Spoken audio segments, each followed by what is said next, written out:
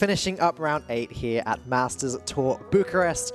And we have one final series to bring to you before we kick off round 9, and that is going to be posesi versus Furyhunter. What do you make of that series, Derek? I make of it that posesi was, before we headed into Masters Tour Bucharest, our #1 Asia-Pacific money earner in the previous 2 Masters Tour events this year. So he was a real contender to be jumping in at 2 Grandmasters after Blood Trail and Patra left just a couple of weeks ago. And given that he's still in this tournament now, he's looking like a very, very strong contender of getting right up to the top there. There were a couple of other players who were trying to, also vying for that right of Asia-Pacific Grandmasters. Kin, who we just saw, down to now 7-1. He would be after that loss, still in with a very, very good shot of doing so. But if posesi is able to take a win here, it could be a 2-horse race for the 2 spots that are left for Grandmasters in Asia Pacific. We're going to jump straight into game number 3 now. The first few games are over and done with. I'm going to have to get a little update about which games have already been won. But the lineups are quite interesting here. posesi, he's got typical aggro shaman, typical combo priest, and the Highlander paladin that we've seen Orange playing a moment ago. Furyhunter, on the other hand, he has N'Zoth warrior, N'Zoth priest, and this Highlander hunter. So a very control-y lineup from Furyhunter. And you know what? I'm going to put Furyhunter on blast. We're mates, so he gets a bit of a ribbing. He told me that he crafted Dino Tamer Bran 4 days ago to test the deck. And since then, in this tournament, he hasn't lost with it. It says a lot about him as a player, that he is able to just pick up a deck and be good with it instantly. It's honestly very frustrating that he's just that good.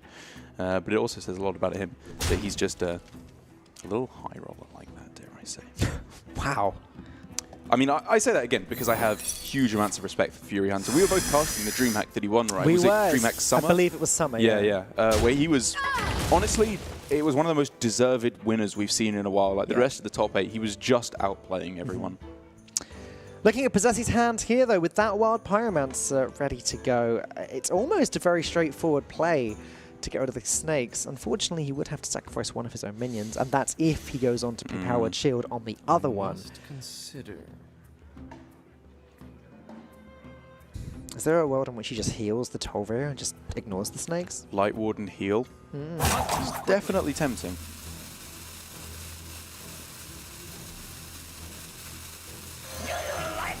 Okay. Job done. Like you said, not the outcome you're looking for, but as long as you're able to dodge the Desert Spear here in particular, I think posesi should be just fine. But still, even though that's not the technically correct weapon there for Furyhunter, it's still very good in being able to lock this down hard. The second swing of the bow, the deadly shot, even with posesi picking up the Amit. Yeah, honestly, that might have been the best card that Furyhunter could see there. Amit looks insane, but exactly with that deadly shot ready to go. Wow. Gonna just throw down the Hungry Crab. There's no Murlocs in this priest deck. I misunderstood. Furyhunter was bragging in the break that he was just Hungry Crabbing all his opponents with this deck. I thought he meant off of Zephyrus. He's actually just running Hungry Crab in the deck. I didn't even realize. Well, posesi just got Hungry Crabbed. He did. In the light's name. Well, there you go. I mean, there's Murlocs around everywhere. All of the shamans are running Sludge Slapper. It's not the worst thing I've ever seen. No. If you're, I mean, I think most people would just go for the strategy of ban Shaman or not bring Hunter against a lot of Shaman, because I personally feel like the Hunter is pretty weak against most of the token Shamans. Interestingly, Furyhunter banned Druid from posesi anyway, and Sossel has been often and loudly saying that Druid is not good in this tournament. Apparently it has one of the worst win rates, etc., etc.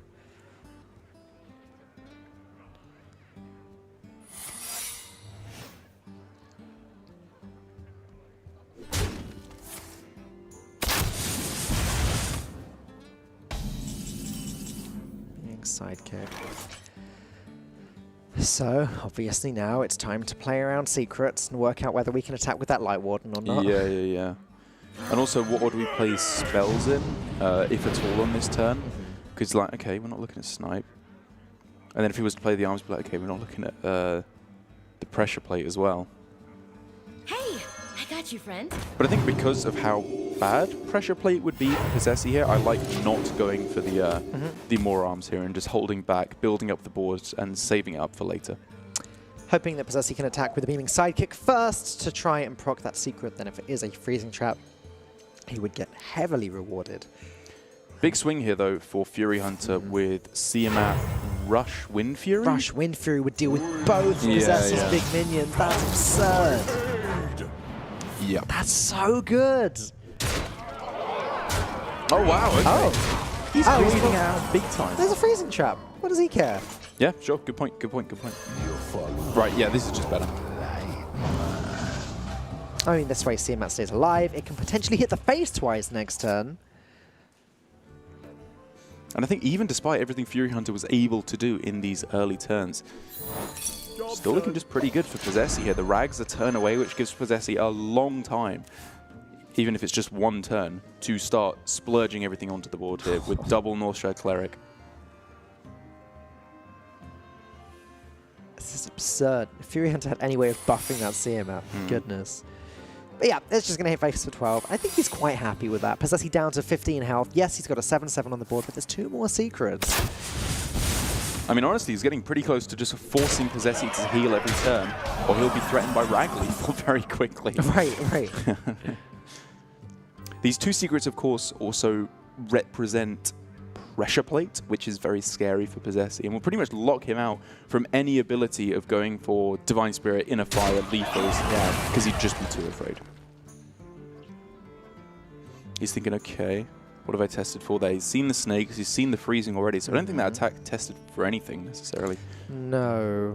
Now testing for the snipe.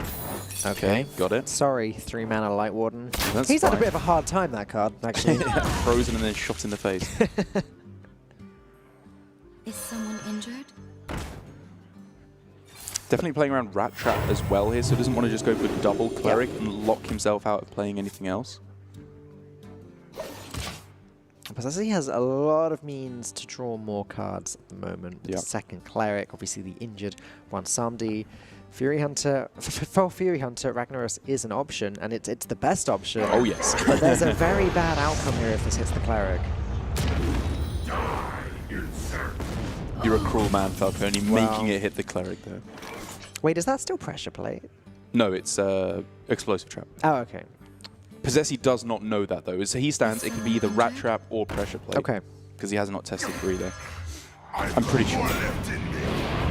Going in on the Rat Trap here because he's thinking, you know what, this is spiraling out of control anyway. I've got to just pray that it's not that one. Oh my goodness. What are we looking at? Beaming Sidekick up to 9, 18 damage available on this turn. Yeah, I mean, he knows it's not... He knows it's not Freezing Trap, so... Yes, but it could be Pressure Plate. And if it snipes the 7/7, that's absolute disaster time.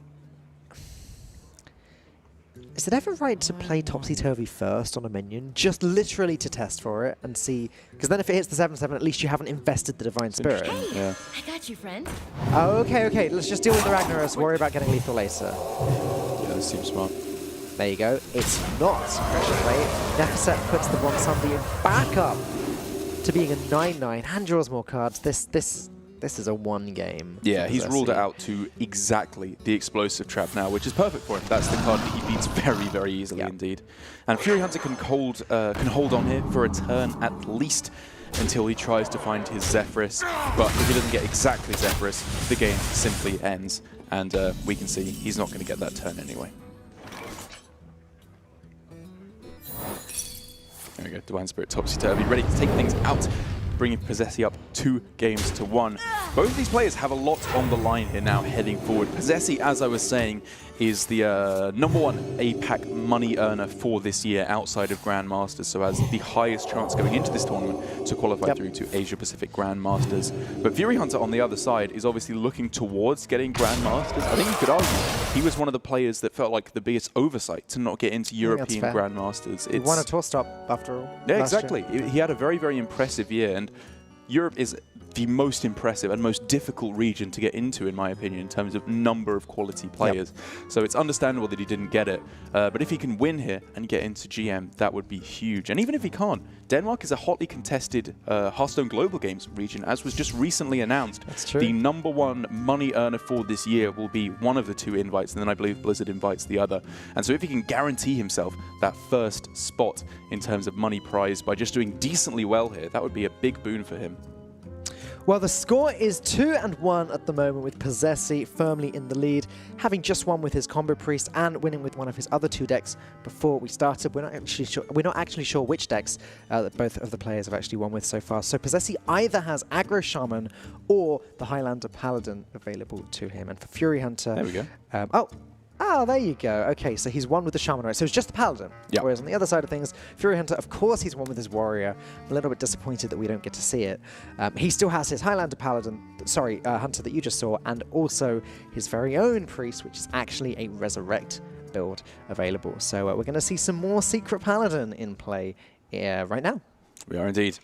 Furyhunter's start looks a little bit slow, to be perfectly honest, against the aggression that this Secret Hunter can put down, which, when you have the likes of Brazen Zealot, can get out of control pretty quickly. So Furyhunter just decides, you know what, I don't want anything to do with that. I'm just going to get rid of it right away. And I think wisely so.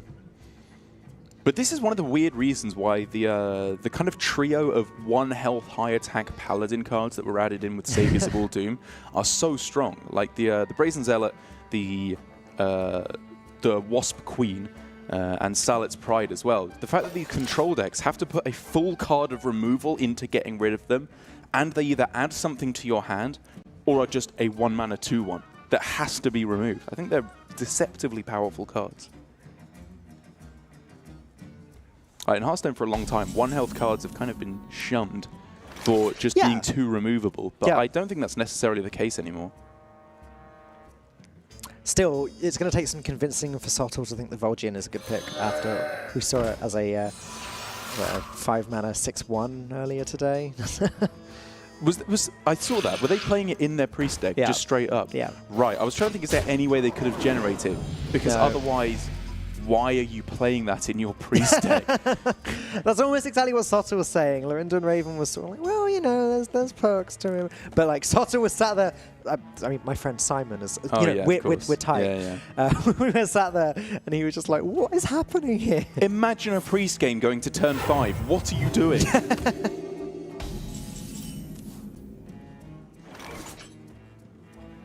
Oh no, as Sotil would say, get in the bin.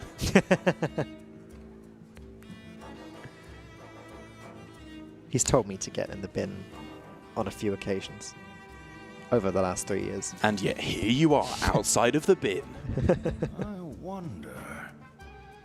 posesi, of course, looking very carefully, you have to imagine, at the Blessing of Kings. I imagine for the most part, he's wondering, is there anything else better? And then probably coming to the conclusion, where do I stick it? What's the best place to put this? What are you playing around here? Shadow of Death or Mass Hysteria? Take your pick. Because if you want to play around Mass Hysteria, you stick it on the big one. If you put it on Death, you put it on... If you want to play around Death, you put it on one of the others. Okay. Or alternatively, you just go wide, and this is pretty weak to Mass Hysteria. It is pretty weak to Mass Hysteria, yeah. Because the health buff isn't even necessarily better, because the minions can like attack each other twice over. Yeah. Very possibly. But I think one of the main reasons he's considering these is that these cards are good now, they're not bad, and that being able to go coin Siamat into Blessing of Kings is probably just his winning combination. That was the worst case scenario. It's still okay. He still gets a 1/1 on the Reborn and a 5/3 to attack face this turn. That's true, and he's still got the Blessing of Kings to play. Next turn he can coin out Siamat, so, you know, posesi has options.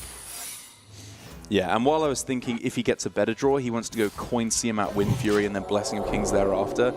You don't do that now. You spend your mana and go for the coin Siamat for the win, hopefully. But it's looking like it may struggle to get there, unfortunately. Oh! Wow, I take that back. I'd almost forgotten what Mysterious Challenger off the top feels like. It's been a few years, Derek, but he's back, at least for now.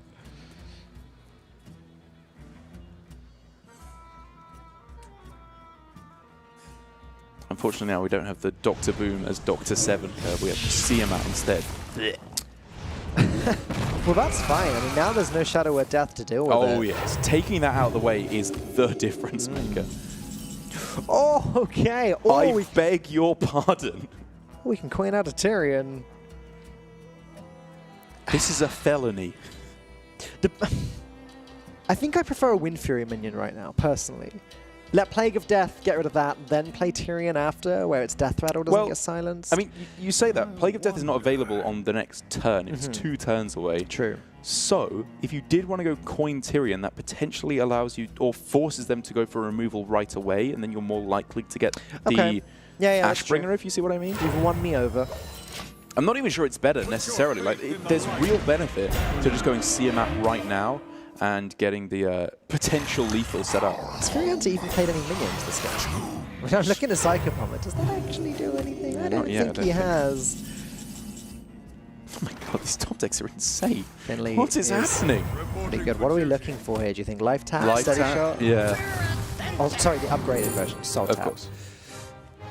5 plus rank 2 is honestly tempting, though. Oh, but soul tap, though. I'm liking the look of Soul Tap. Tapping for Zephyrus seems like a win condition here. You've won me over already. Yeah. I think Silver Hand is probably the biggest trap out of the lot. Like, But Odd Paladin, Derek? No, you're right. Unless you've built your deck for that purpose. yeah. I just think as soon as your opponent starts going for the Mass Resurrection, the Xerix Cloning Gallery and all that stuff, like Silver Hand just does not do enough. Honestly, though, the only real power cards left in the deck for Posesi are Zephyrus, and then that's sort of that. Then you're looking at Ziliak's True Silver Champion at the top of the curve. So I think I quite like Fire Blast rank 2. Oof. Yeah, okay. All right. Yeah, the Kartik Defender unable to even be killed off on this turn. So instead, just having to go with this because he cannot resurrect it afterwards. I was really confused by the animations there. Like, I thought there was just 4 minions. Me too. And then the amount It starts always going gets, yeah. It's really annoying, though, that it happens in this order, because then if the Kartuk Defender... Oh, no, wait, no. That's not what I was thinking of, sorry. Ignore me. Because it comes back with 1 health anyway. But it means any other subsequent minions you play, you have to get rid of the Amet first. Yeah. All right, let's dump off some of these secrets.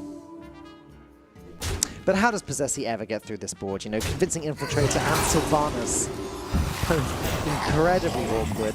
Really, Posesi needed Zephyrus and nothing else. Zephyrus into Mass Dispel. Maybe even lethal there, was it? I mean, no. Yeah, actually, with True Silver Champion, it would have been, I think. It's still possible for Posesi. He's got a strong board, you know. He's got the Ashbringer as well, which cannot be dealt with by Furyhunter quite yet. I agree that Furyhunter's probably pretty far in the lead now, but I wouldn't call it over quite yet.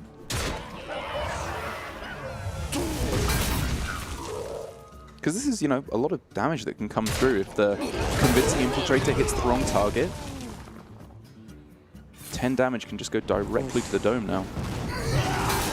And that's exactly what it does for Posesi. He's thinking Sylvanas. What's Sylvanas? Katrina, go on, res something. See if I care. Oh, there's N'Zoth, though. With all the Kartuk defenders, I mean, and also Convincing Infiltrator and Sylvanas about to die. Trade in the Armet first. That would be my suggestion. Let's get that out the way. A wise suggestion. Then again, Mass Resurrection. I guess Mass Resurrection is... You could go Mass Res first because you want to try and hit Ziliak's Convincing Infiltrator, Kartuk Defender. Mass Res could go wrong, though. How? Couldn't it? I guess there are no bad minions. I don't think there are any bad ones. I think there it will be soon, only those 4 had died. Yeah. Yes. Yeah, of course. Which is was part of my thinking for... To get on and do it, yeah. But then you've got to trade in Armet as well, so Armet would come back. Oh, is that a mistake? Yeah, that was a mistake. Okay. Thank you for confirming, Furyhunter. That was a classic misplay. Not making the mistake, but admitting the mistake. That's why you just stare your opponent in the eyes and say, yeah, you heard me. There's a lot going on in that turn for Furyhunter, to be fair to him. Oh, yeah. But at the same time, Come on, mate. Let's stop being peanut brains. I wonder. Right, what are we looking at as the potential for posesi to come through to a lethal? Ashbringer cannot be equipped on this turn to start swinging because there's nothing with any real attack, as always, on the priest side of the board. So are we just seeing a true silver equip on this turn just for 4 damage? Even though you know that it will likely get overwritten by the Tyrion? I don't hate it, honestly. Yeah, you're never going to get through 5 charges of weapon swing before the game ends anyway. No.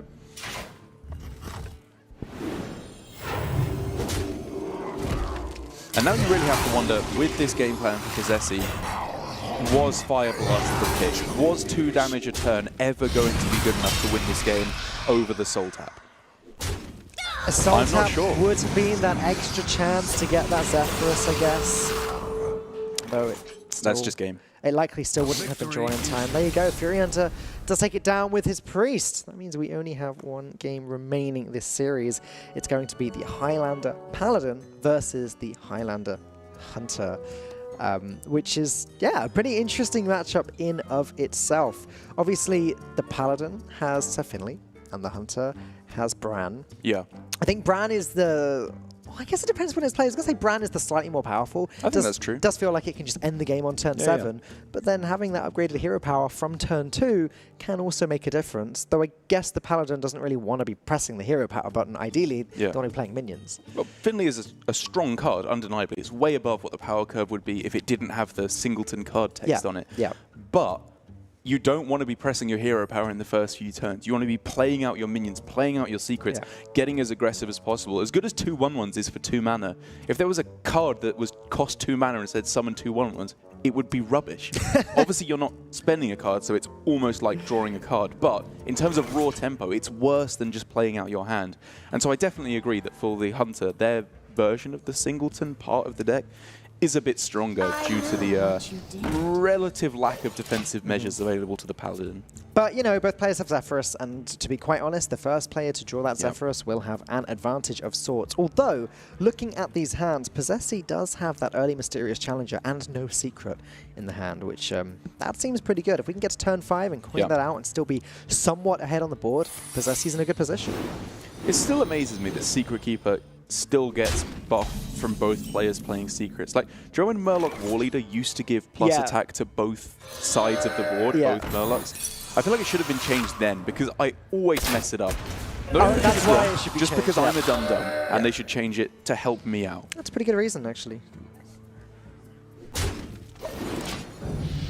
Haha, well, this Secret Keeper is a 3/3, and it value trades your 2/3. Don't you look quite the fool? Honestly, Furyhunter does not have anything good to do here. Rat Trap, again, buffs both sides of the board.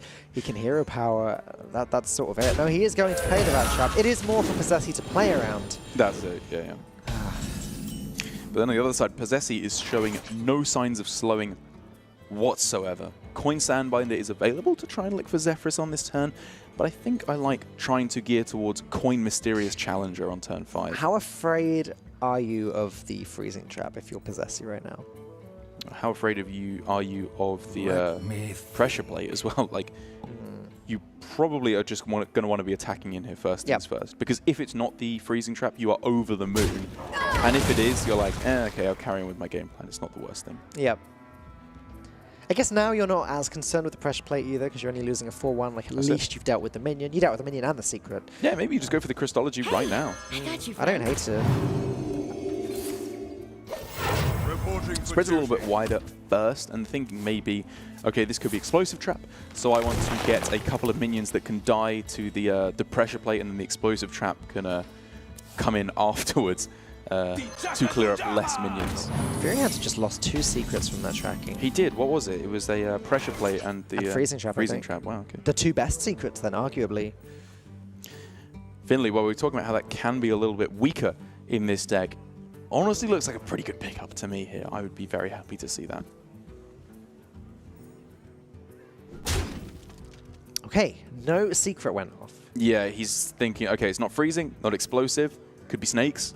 Snakes, Pressure Plate. Rat Trap, those are the 3 it could be now. Given that Snipe was already activated. Yep. Yep.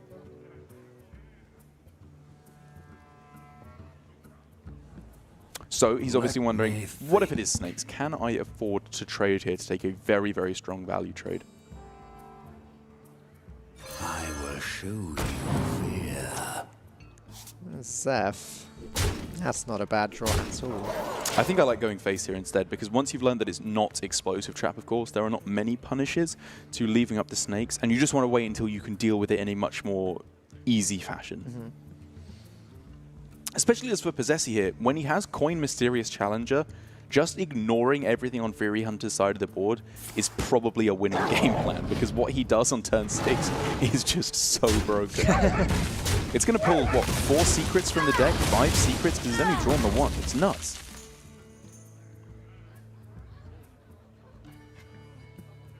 Yep. Mysterious Challenger doing what it does best. They had to bring back Avenge with Mysterious Challenger as well, didn't they? Yeah, they yeah. had to.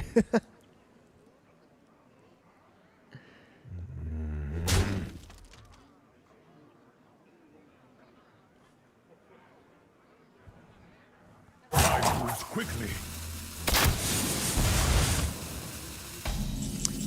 All right. Well, I believe it's time.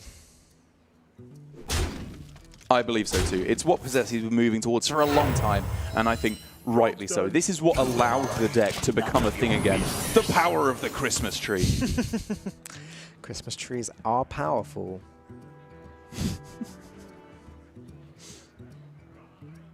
You never had one fall on you? No, even though I wouldn't describe them as powerful, I would just describe myself as a bit dumb if that happened to me. Anyway, we're fakers. We only have plastic Christmas trees in our house, so they don't even weigh anything. Yeah, fair enough. Get down!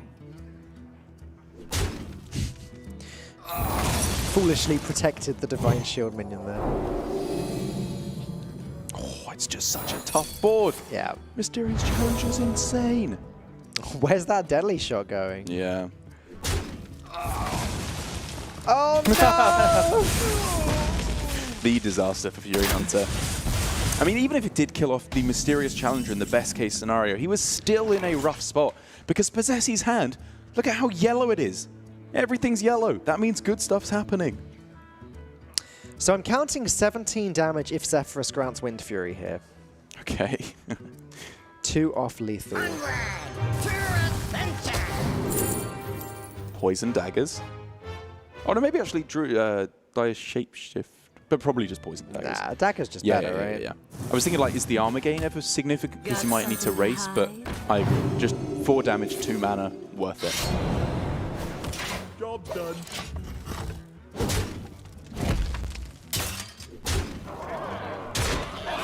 Very close to the end now. Furyhunter needs to find a way to survive on this turn. King Crush doesn't do it. Nope. That's the game. There you go. In the end, yeah, he takes it down. That was very, very fast at the end. Lots of aggressive decks going up against each other, but Posesi does take this one down. And yeah, looking very good for the leading APAC player when it comes to prize money this year. Maybe we are seeing one of our new Grandmasters. We could be, and for Posesi there, he's showing one of the skills that I felt was most lacking in Asia-Pacific Grandmasters, which was playing around secrets. So many times we saw players messing up, missing lethals, throwing away games because they didn't quite sequence it correctly against secrets, whereas I think there for Posesi that looked pretty strong, just ticking them off the list one after the other. From the way you and Raven have been reacting to the rope this weekend, I actually thought that was maybe one of the biggest missteps in APAC over the last week or so. That one's kind of too much of a problem to even joke about, it feels like. I'm not quite over that. That's for my therapist. Here are your current standings now that round 8 has come to an end. Boy. Orange is now the only undefeated player with an 8-1 score. You right there? Yeah. It just makes me laugh that Sirius is 7-1. Like, I almost hope he can hear me in the player chat, because he has been absent, it's fair to say, from Hearthstone for a little while. But he was just so good back in the day that it proves that even after not having played that much recently, you can still just rock up and just go 7-1. Yeah, absolutely. Well, there are 9 players sitting at 7-1, including current world champion Hunter. He's got to point that one out. As Sottle mentioned earlier, he was sort of creeping his way back into the top 16 standings before, but now he has solidified his position at 7-1. And for all of the players that are 7-1, one more win is a guarantee into the top 8. But for losses, I think we're talking tiebreaker situation here. Yeah. So the players that you see at 7-1 are not locked in quite yet. It's really 8-1 that locks you in. I believe I'm not saying this is 100% at all, but I think a couple of 2-loss players will be able to get through who go 7-2 in record, but we'll have to get that figured out after we are done with this next round. But as it's looking right now, there are some very, very strong, well-known names in there. We're of course talking about Orange, Zerios in there as well, Hypno after a strong performance, but a couple of up-and-comers as well who could be making their name in the Masters Tour or even Grand Masters system next year. Well, that is round 8 of the Swiss finished. Only 1 round remaining today. I believe Raven and Sottle have just arrived to bring you the feature match of round 9. So don't go anywhere. He's waving at me. I'm going to wave back. It's only polite. Round 9 coming up.